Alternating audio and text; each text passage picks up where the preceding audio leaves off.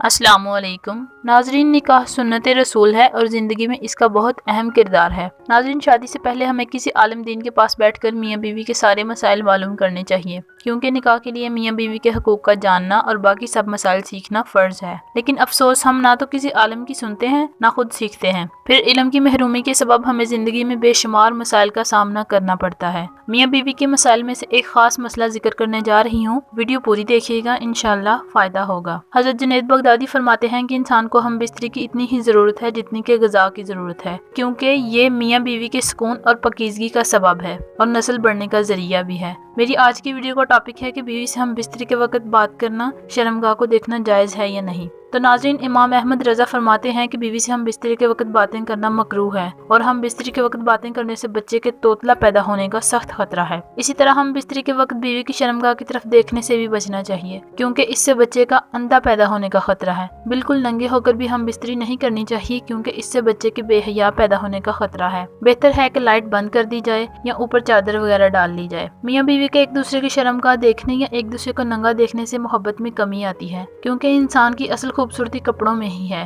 اللہ پاک ہمیں دین کا علم حاصل کرنے کی توفیق عطا فرمائے۔ اگر آپ مزید کچھ سمجھنا یا جاننا چاہتے ہیں تو اپنا سوال کمنٹ کریں، آپ کو کمنٹ یا ویڈیو کے ذریعے جواب دے دیا جائے گا۔ آخر میں گزارش ہے کہ ہمارا چینل سبسکرائب کر لیں تاکہ ایسے مزید علمی ویڈیوز آپ کو ملتی رہیں۔ خدا حافظ۔